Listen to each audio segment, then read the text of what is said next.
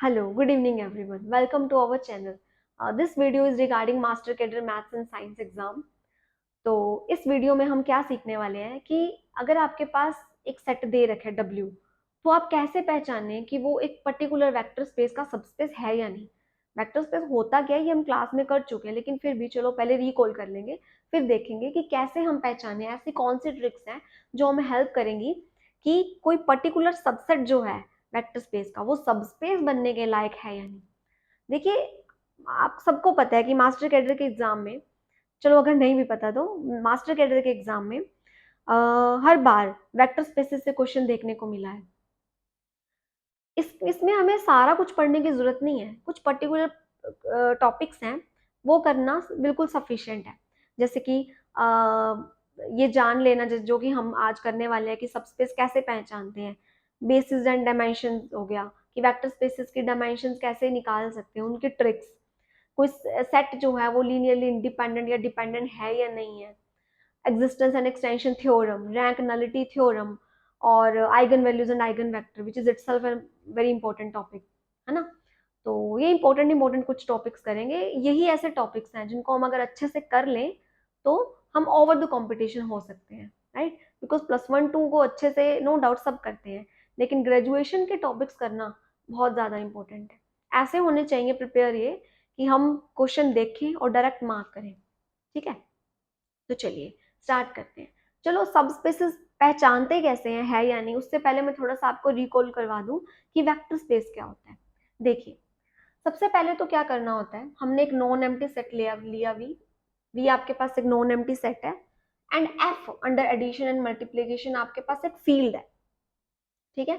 तो हम कब बोलते हैं, हम ऐसा कब बोलते हैं कि V is a vector space over field F, ऐसा बोलते हैं V is a vector space over field F.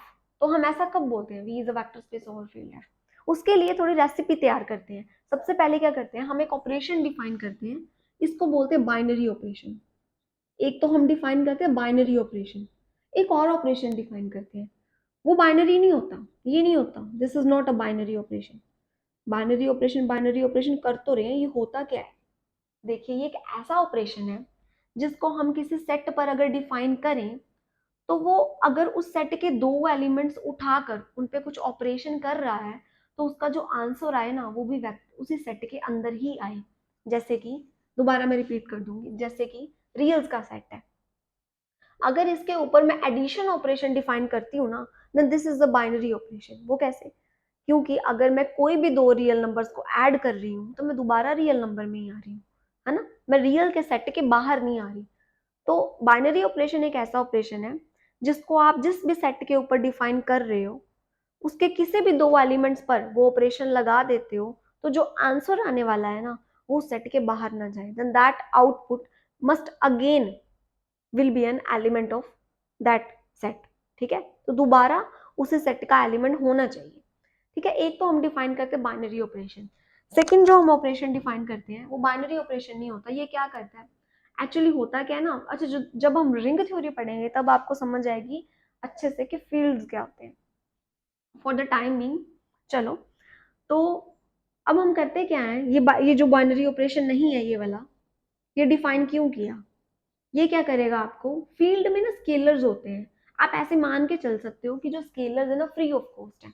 अगर आपने कोई लीनियर कॉम्बिनेशन करना है, कोई वेक्टर को एक्सटेंड कराना है, then these scalars from the field will help you, ठीक है। तो हम यहाँ से क्या करते हैं, स्केलर उठाते हैं, फील्ड से कोई स्केलर उठाते हैं जैसे कि अल्फा, एंड इधर से एक वेक्टर का एलिमेंट उठाते हैं, वेक्टर स्पेस का, सॉरी सेट का, अभी वेक्टर स्पेस नहीं बोलना, सेट का एलिमेंट उठाते हैं। और जब हम इसको ऑपरेट कर देंगे ना, then that will again be an element of V. ये हम रेसिपी तैयार करते हैं, ये हमें चाहिए, ठीक है। एंड फिर ये तो हमने टूल्स तैयार कर लिए कि हमें चाहिए, एंड वी को हम वेक्टर स्पेस ओवर एफ अब कब बोलेंगे, जब ये कंडीशंस पांचों की पांचों सेटिस्फाई हो जाएंगी, तब बोलेंगे V is a vector space over field F. And ये जो कंडीशंस लिखी है ना, जितनी भी है पांच, वैसे हम डिस्कस कर चुके हैं ये, कि ये जितनी भी हमने कंडीशंस लिखी हैं, these must hold for every alpha beta belong to field. इसका बहुत इंपॉर्टेंस है कि ये जो चीजें होल्ड कर रही हैं, ये कंडीशंस हर स्केलर्स के लिए करनी चाहिए। आप कोई भी दो स्केलर्स फील्ड से उठा रहे हो, होल्ड करनी चाहिए उनके लिए, कोई भी आप एलिमेंट्स इस सेट से उठा रहे हो, ये कंडीशंस होल्ड करनी चाहिए। अगर आपको ऐसा एक भी पॉइंट मिल जाता है जो सेटिस्फाई नहीं हो रहा, तो हम वी को vector space over field F नहीं बोलते। ठीक है जी। तो ये तो मैंने चलो आपको रिकॉल करवा दिया एक बार। अब हमारा मेन काम है इस लेक्चर में, हम क्या समझने वाले हैं, हम पहचाने कैसे कि कोई अगर सबसेट है वी का तो वो सबस्पेस है ना, ये कैसे पहचाने। Okay, let's move to the topic.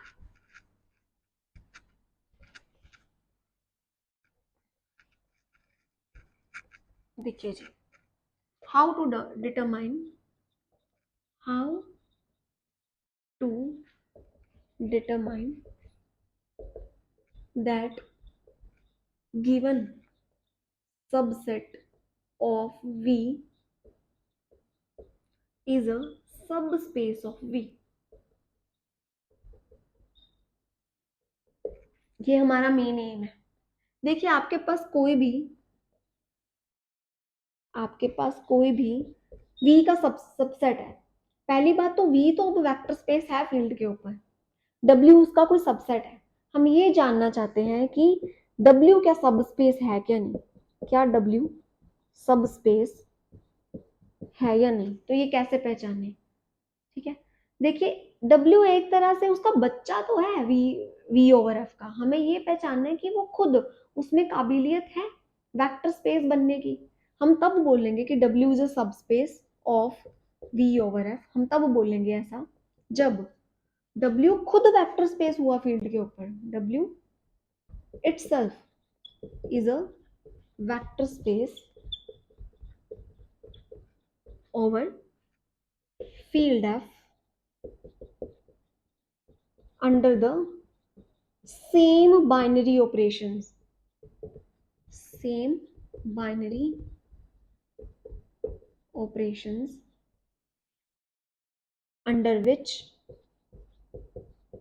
V over F is a vector space। क्या मतलब, थ्योरेटिकल डेफिनेशन है, क्वेश्चन करने में इतनी काम नहीं आएगी, मतलब आ भी सकती है बट ट्रिक्स से हो जाएगा। देखिए हम तब बोलेंगे कि W सबस्पेस है V ओवर F का जब W खुद भी अंडर सेम बाइनरी ऑपरेशंस, देखो V वेक्टर स्पेस था ना फील्ड के ऊपर, किसी बाइनरी ऑपरेशंस के अंडर था, है ना, तो अगर उसी बाइनरी ऑपरेशंस के अंडर W भी सबस्पेस हो जाता है V का, तब हम बोलते हैं W भी वेक्टर स्पेस हो जाता है फील्ड के ऊपर, तब हम बोलेंगे कि W is a subspace of V over F। ठीक है, अब इसके लिए हमें दो कंडीशंस चाहिए। We just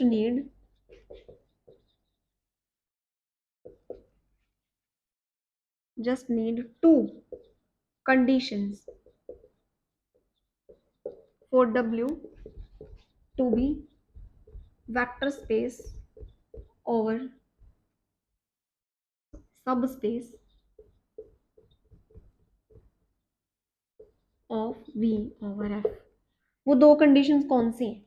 सबसे पहले तो हमें ये चाहिए कि ना आप कोई भी W के दो एलिमेंट्स ले लो, सब W के दो एलिमेंट्स ले लो, W1 एंड W2, उनका जो सम है ना वो भी उसी में आए।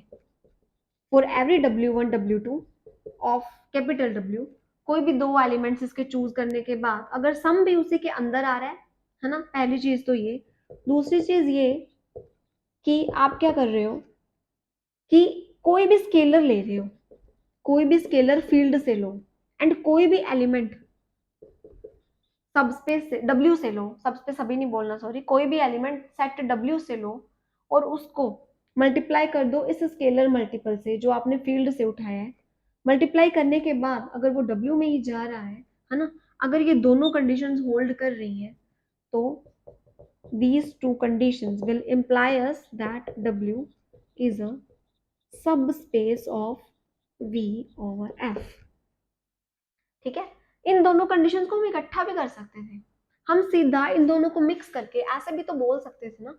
देखिए हम ये भी तो बोल सकते थे ना कि W is a subspace of V over F if and only if for every W1 W2 belong to capital W and for every alpha beta belong to field आपके पास क्या हो, इनके सारे लीनियर कॉम्बिनेशंस जो हैं W में आ जाए।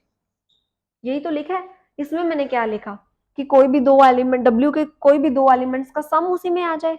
दूसरा मैंने क्या लिखा, अगर उसके किसी भी एलिमेंट को फील्ड के किसी भी स्केलर मल्टीपल के साथ मैं मल्टीप्लाई कर रही हूँ तो वो भी मेरा W में ही रहे। इन दोनों को मैंने कंबाइन करके लिख दिया। ये this is the necessary and sufficient condition. इतना जानना बहुत है। अगर ये सेटिस्फाई हो जाती है तो आपका W सब स्पेस होगा। तो ये चीज बहुत बहुत इंपॉर्टेंट थी। क्या चीज इंपॉर्टेंट थी कि अगर आपको ये जानना है कि गिवन सबसेट जो वी का है वो सबस्पेस है या नहीं, उसी के लिए क्या इंपॉर्टेंट है, ये condition, the necessary and sufficient condition for W to be subspace of V over F is क्या है, नेसेसरी बहुत है। नेसेसरी एंड सफिशिएंट कंडीशन इसीलिए बोला है कि अगर सबस्पेस है तो ये होगा, और अगर ये होता है तो सबस्पेस होगा। ये बहुत है कंडीशन। क्या है कि for every W1 W2 belong to W and for every alpha beta belong to field, आपके पास अगर ये हो जाता है, लीनियर कॉम्बिनेशंस जो हैं उसी में रह जाते हैं, तो हम बोल देंगे कि W इज अ सब space of V over F, right. चलिए एग्जाम्पल से समझते हैं। ठीक है, थ्योरेटिकल डेफिनेशन से कभी भी क्लैरिटी नहीं आती। अगर समझ आएगा आपको तो क्वेश्चन से आएगा। चलिए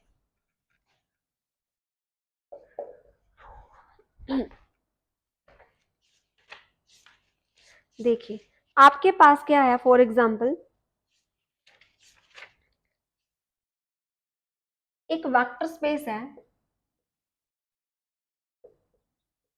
C01 एंड फील्ड है, किसके ऊपर ये वेक्टर स्पेस बना रहा है, R under addition and multiplication. देखिए ये क्या है, ये जो आपको नोटेशन दिख रही है ना, एक्चुअल में इसमें पता क्या है, दुनिया भर के कंटिन्यूस फंक्शंस हैं, दुनिया भर के रियल वैल्यूड कंटिन्यूस फंक्शंस हैं जो 0-1 डोमेन के ऊपर डिफाइन है। ये पता है क्या है, it consist of all the continuous functions from 0-1 to R। दुनिया भर के जितने भी कंटिन्यूस फंक्शंस है ना, जो है तो रियल वैल्यूड, मतलब वैल्यू जो भी उसमें डालेंगे आंसर रियल देंगे एंड डिफाइन इस डोमेन के ऊपर है, वो सारे के सारे कंटिन्यूस फंक्शन इस सेट में है। तो ये जो सेट होता है ना, ये ना R under addition and multiplication के ऊपर, इसी फील्ड के ऊपर ही वेक्टर स्पेस बना लेते हैं। ये तो उन्होंने दिया है। क्वेश्चन ये पूछा है कि W डिफाइन करके रखा है उन्होंने कि ये सबसेट है वी का, मतलब इसमें भी कंटिन्यूस फंक्शंस है फ्रॉम 0-1 टू R। तो कहता है अगर इसमें ऐसे फंक्शंस हैं जो क्या कर रहे हैं, हाफ के ऊपर ना वैल्यू 1 दे रहे हैं, आपसे पूछा जा रहा है कि क्या ये V का सबस्पेस है या नहीं, is W a subspace of V और नॉट, हमें ये जानना है।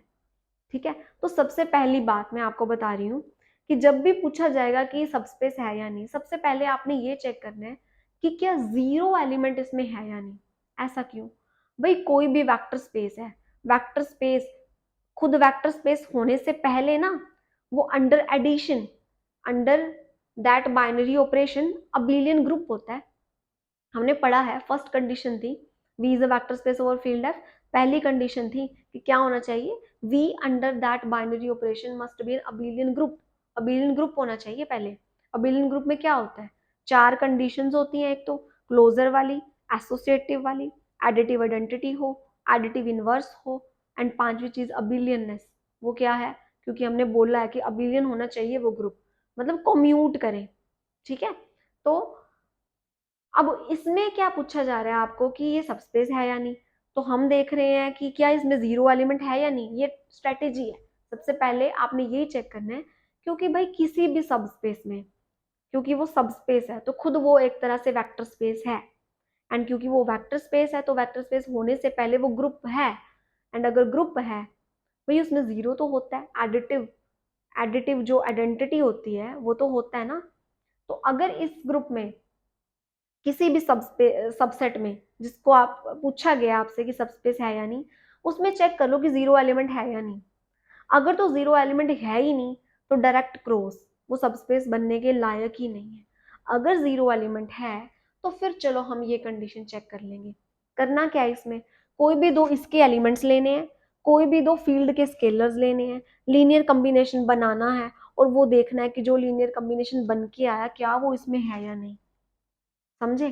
तो चलो देखते हैं, मैं आपको दोनों तरीकों से करके दिखा देती हूँ।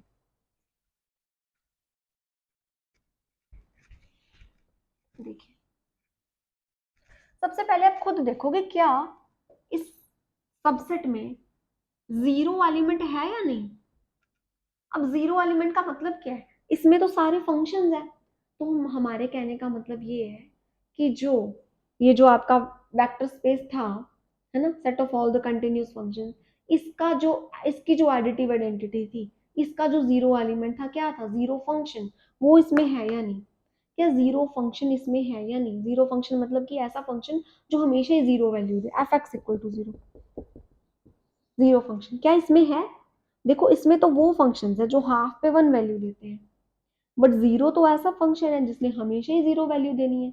तो अगर हाफ पुट करेंगे तो फिर भी उस पर भी तो जीरो ही देगा, वन कैसे देगा, राइट। तो जीरो एलिमेंट ही इसमें नहीं है, क्योंकि इसमें जीरो एलिमेंट ही नहीं है तो ये सबस्पेस बनने के काबिल ही नहीं है, यही क्वेश्चन खत्म।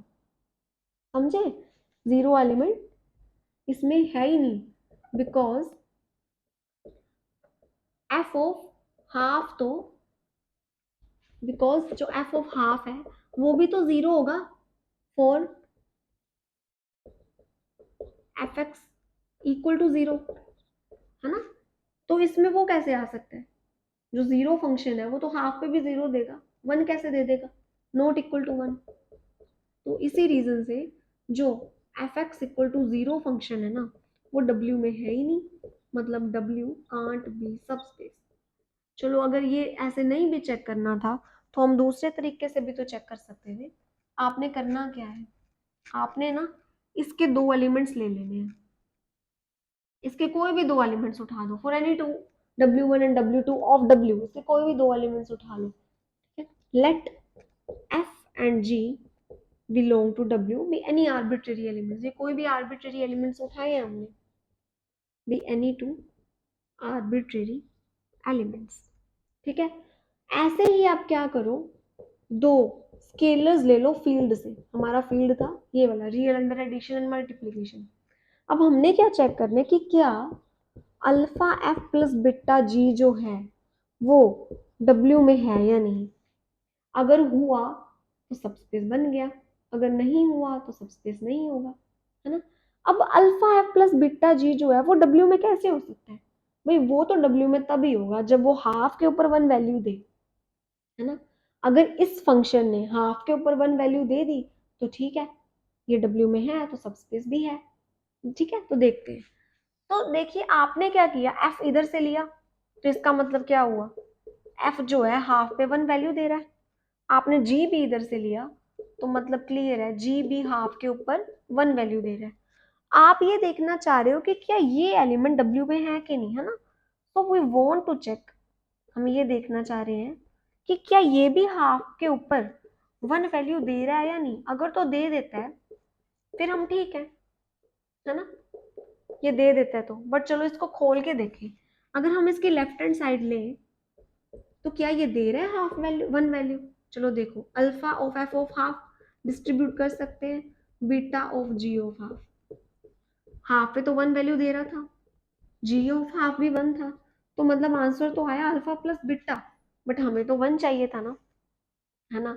अब अल्फा बीटा तो आर्बिट्रेरी एलिमेंट्स हैं, अल्फा बीटा तो कोई भी आर्बिट्रेरी रियल नंबर्स हैं, how can be so sure that their sum is one, है ना। हमें क्या पता कि उसका सम वन होगा या नहीं।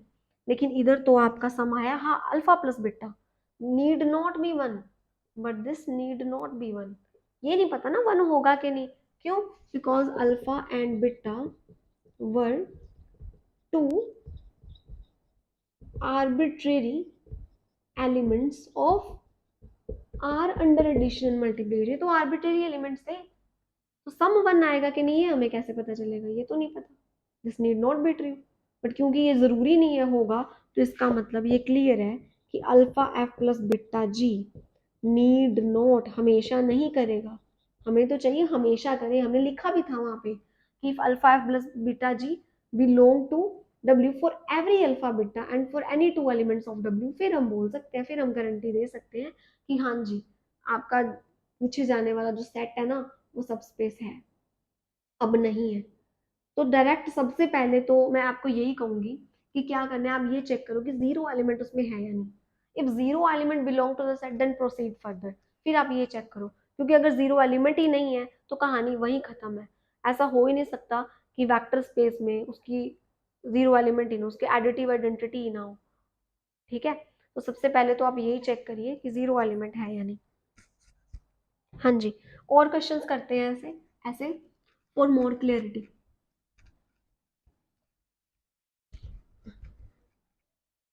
हाँ जी, देखिए आप यही लो, वेक्टर स्पेस आप यही लो, कौन सा, set of all the real valued continuous functions on 0 1, जो फील्ड बना रहे हैं रियल के ऊपर, है ना, और हम सेट्स चेंज करते जा रहे हैं और चेक करते जाते हैं कि ये सब स्पेस बन रहे हैं या नहीं।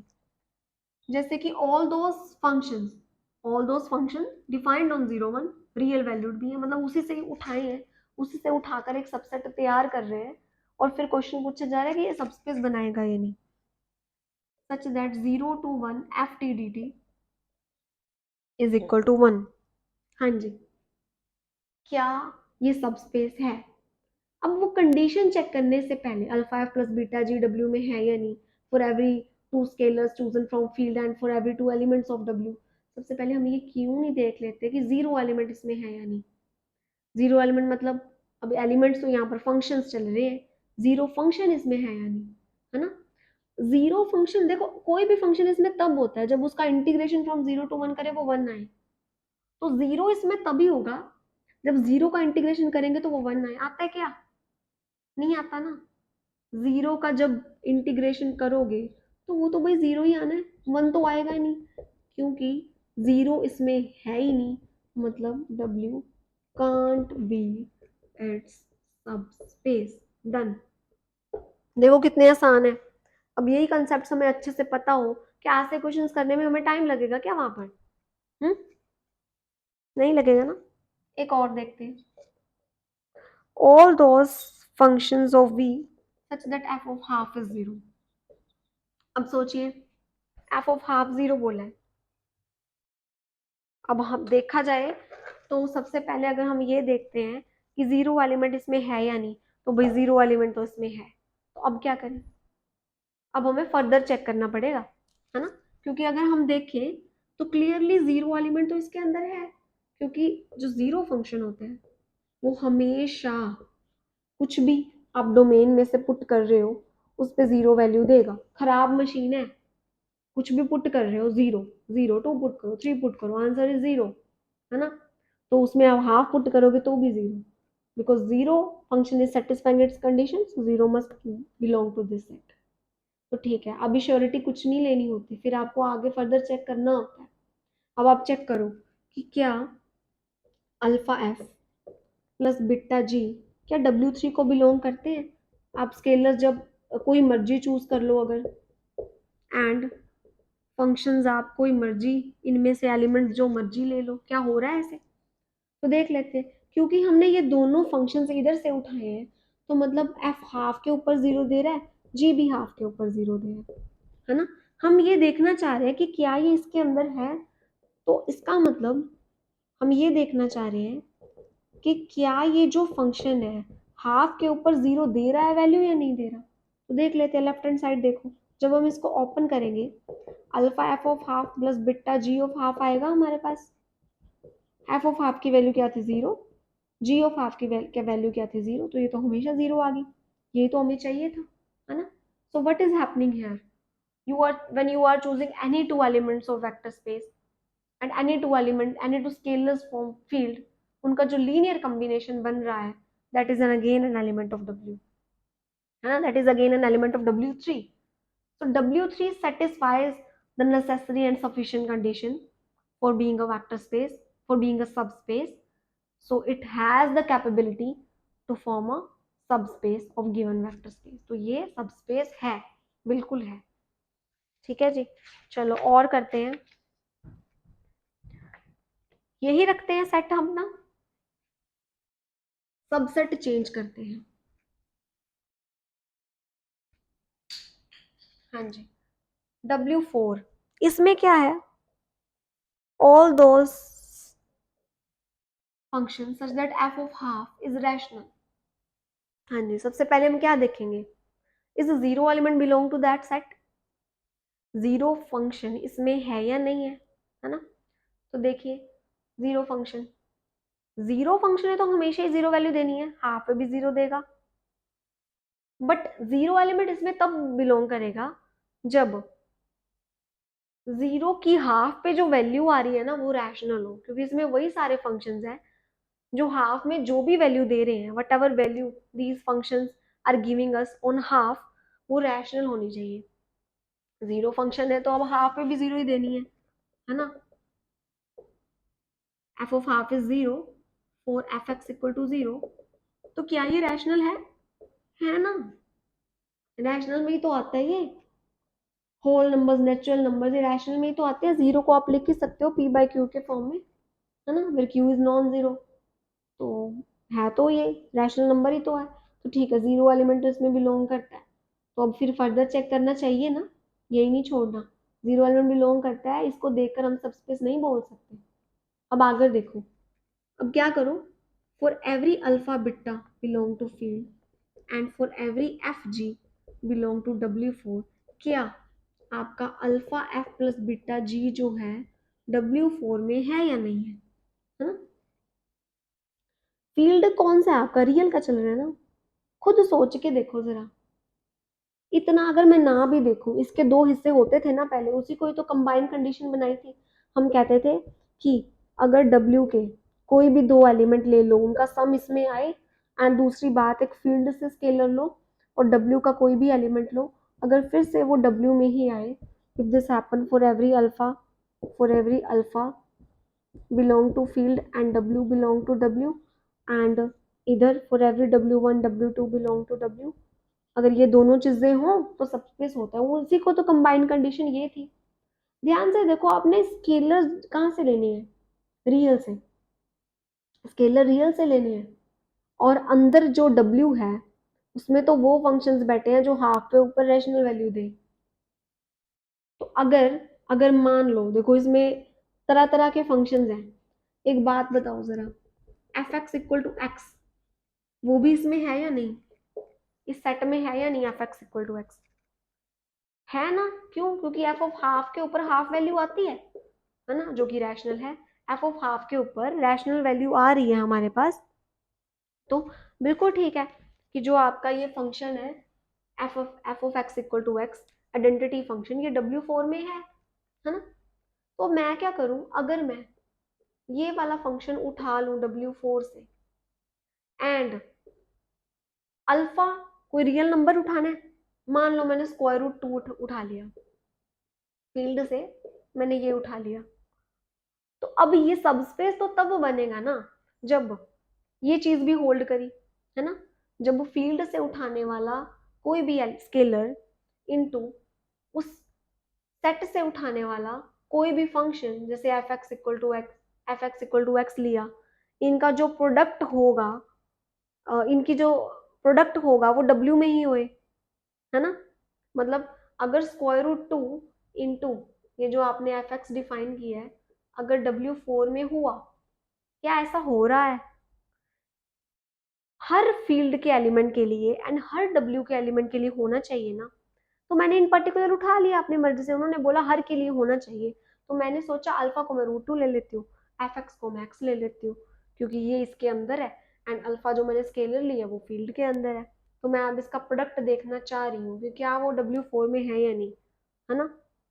तो W4 में तो तब होगा, this can belong to W4 only when half पर जो इसकी वैल्यू आती है ना वो रैशनल आए, बट हाफ के ऊपर वैल्यू आती क्या है? स्क्वायर रूट 2 तो वैसे का वैसे पड़ा है, बट फंक्शन आपका डेंटी फंक्शन है तो एफ ऑफ हाफ के ऊपर हाफ ही वैल्यू आएगी, है ना।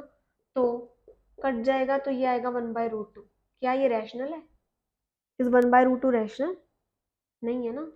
तो क्या हुआ, उन्होंने कहा था कि W4 सबस्पेस तब होगा जब कोई भी दो स्केलर्स हम फील्ड से उठाएं, कोई भी दो एलिमेंट्स हम W से उठाएं तो उनका लीनियर कॉम्बिनेशन इसी में आए, या फिर उनको तोड़ तोड़ के देखो, कोई भी दो एलिमेंट्स का सम इसी में आए, कोई भी स्केलर, कोई भी हम फील्ड से ले स्केलर, ठीक है, एंड W से ले कोई भी एलिमेंट, उनका जो प्रोडक्ट है वो W में आए, है ना। इसमें मैंने अब क्या किया, स्केलर जब लेने लगी थी फील्ड से लेना था, फील्ड आपका क्या था, रियल का सेट था, है ना। यही तो डिफाइन है स्टार्टिंग में कि जो वेक्टर स्पेस है आपका set of all continuous functions on 0 1 है, एंड जो फील्ड है वो R under addition and multiplication है। तो मैंने क्या किया, रियल से उठाना था तो मैंने √2 ले लिया, एंड कोई एलिमेंट इसका उठाना था तो मैंने f x equal to x ले लिया, है ही इसका एलिमेंट क्योंकि वो भी हाफ के ऊपर हाफ ही वैल्यू देते विच इज रैशनल, तो इसी का ही एलिमेंट है। अब इनका जो मैं प्रोडक्ट कर रही हूँ, है ना, इन दोनों का प्रोडक्ट कर रही हूँ तो मैं चेक कर रही हूँ वो है क्या, बट वो हो नहीं पा रहा तो इसी रीजन से ये सबस्पेस नहीं है। क्यों नहीं हो पा रहा वो हम देख रहे हैं, क्योंकि अल्फा √2 है, अल्फा एफ डब्ल्यू में तो तब बिलोंग करेगा ना जब इन पर हाफ लगेगा, वो रैशनल वैल्यू हो तभी होगा। अब मैं जब इन पे हाफ लगाती हूँ तो होता क्या है, अल्फा तो मेरा √2 था, एफ ऑफ हाफ जो है वो मेरा हाफ ही है क्योंकि मेरा फंक्शन ही ऐसा लिया f x equal to x. तो अब जब मैं इसको सॉल्व करती हूँ तो ये तो 1/√2 आता है, रैशनल आता नहीं है ना। इस रीजन से ये सबस्पेस नहीं है। ये तो चलो फर्स्ट क्वेश्चन था। अब आपको जब पता चल जाएगा ना कि स्केलर मल्टीप्लिकेशन कैसे पंगा डाल देता है, तब आपको देखने देखते ही समझ आ जाएगी कि हाँ इसने सबस्पेस नहीं बनना। जैसे हमने वेक्टर स्पेस में किया था, हमने किया था ना कि जो देखो, जो रियल का सेट है वो सी के ऊपर कभी वेक्टर स्पेस नहीं बनाता, सी बना लेता है, बड़ा बना लेता है छोटे के ऊपर, छोटा बड़े के ऊपर नहीं बनाता। क्यों नहीं बनाता, उसका भी सेम ही कारण था कि जब हम यहाँ से स्केलर्स लेते हैं, जैसे आइटा लिया और यहाँ से कोई रियल नंबर लिया फॉर एग्जांपल एक्स, तो वो दोबारा जो है वो रियल नंबर नहीं बन रहा, इसी रीजन से, है ना। चलो ये अगर नहीं भी याद है, लेकिन इस चीज में यहाँ देखिए, कोई भी दो आपको फील्ड से स्केलर लेने थे, कोई भी दो एलिमेंट लेने थे आपको इसी सेट के, है ना, तो अगर उनका कॉम्बिनेशन आया तो होगा, हर कॉम्बिनेशन आना चाहिए अदरवाइज नहीं होएगा। तो मैंने इतना बड़ा देखा ही नहीं, मैंने उसको छोटा सा हिस्सा देखा। आप ऐसे भी कर सकते थे, बीटा को 0 ही ले लो, है ना, अगर उसी वे में से देखना है तो बीटा को 0 ही ले लो, अल्फा को √2 ले लो, एंड फंक्शन एफ एक्स को एक्स ले लो। अब हम ये देखना चाह रहे हैं उसमें पुट करके, अल्फा को पुट किया √2, एफ को पुट किया f x equal to x ही, है ना, बीटा तो 0 ही है तो 0 ही बन गया। कि क्या ये है क्या W4 में, ये W4 में तब होगा जब ये जो नया फंक्शन बन के आया, मान लो जी ऑफ एक्स, ये जो नया फंक्शन बन के आया इसके ऊपर जब हाफ पे वैल्यू देखे वो रैशनल हो। हाफ पे हम अगर वैल्यू देखते हैं तो वो 1/√2 आ रही है जो कि रैशनल तो नहीं है, इसी रीजन से ये सबस्पेस नहीं है। I hope is it clear to you. ठीक है, ऐसे ही और इस चीज को और बेटर वे से आप समझ सकते हो एक और एग्जांपल से, and then I will stop here. We will do more examples and more questions in next video. देखिए, मान लो ये आई थिंक आपको इजी लगेगी, इससे समझिए। R3 यूक्लिडियन प्लेन में मैंने 3 डायमेंशन स्पेस ले लिया, 3 डायमेंशन प्लेन ले लिया, और ये हमें पता है फील्ड बनाता है R under addition multiplication. R3 RN ये सारे for n greater than equal to 1 सारे R के ऊपर वेक्टर स्पेस बनाते हैं। ये तरीका होता है लिखने का, V is a vector space over field है। ठीक है, तो अगर मान लो आपके पास एक सेट है, इसके वो एलिमेंट्स ले लो, इस वेक्टर स्पेस के वो एलिमेंट्स ले लो जहां पे जो इसका जो फर्स्ट कोऑर्डिनेट है ना ये x, वो ग्रेटर देन इक्वल टू 0 है, ऐसे वाले अगर हम एक्स ले लें तो क्या ये जो सबसेट है वो सबस्पेस है या नहीं? Is it a subspace of V over F और नोट, है या नहीं? तो सबसे पहले हम क्या देखेंगे, इसमें क्या कंडीशन है? देखो इतना तो पता है ये इसका सबसेट है, क्योंकि R3 में दुनिया भर के हर तरह के 3 वाले टपल्स बैठे हुए हैं, है ना, ऑल एक्स वाई जेड, पूरा 3 डायमेंशन स्पेस है। बट इसमें वो वाले हमने चुन चुन के रखे जिसमें x greater than equal to 0 है, फर्स्ट एंट्री। तो ये सबसेट तो पक्का ही है। हमें ये देखना है कि क्या अभी इसका सबस्पेस बना रहा है। तो सबसे पहले हम क्या चेक करेंगे? सबसे पहले हम यही चेक करेंगे ना कि जीरो एलिमेंट इसमें है या नहीं। क्या जीरो है? सबसे पहले तो ये चेक करें कि क्या जीरो, इसका जीरो एलिमेंट अब इसी तरह का दिखेगा ना, क्योंकि R3 में है ही क्या, इस तरह के एलिमेंट्स पड़े एक्स वाई जेड, जहाँ पे एक्स वाई जेड तीनों के तीनों के रियल्स, है ना। तो इसका जीरो एलिमेंट मतलब फिर यही होगा जिससे फंक्शंस वाले में जीरो एलिमेंट क्या था, जीरो फंक्शन। तो क्या ये इसके अंदर है? भाई ये इसके अंदर तब होगा जब इसका जो फर्स्ट एंट्री है वो greater than equal to zero हुई। वो है, any number is greater than equal to itself, तो वो तो है, विच इज ट्रू, है ना। 0 0 0 can belong to W if and only जिसकी जो फर्स्ट एंट्री आ रही है ना वो greater than equal to zero, which is true. मतलब अभी फर्दर चेक करने की जरूरत है ना। अब आपको दिख रहा होगा, क्या दिख रहा होगा, कि जो R3 था वेक्टर स्पेस ओवर R था। मतलब अब जो हम सेकंड कंडीशन, वो जो आपकी नेसेसरी एंड सफिशिएंट कंडीशन है कि for every alpha beta belong to field and any two elements from W, हमें ये चेक करना होता है कि alpha W1 plus beta W2 W में है या नहीं।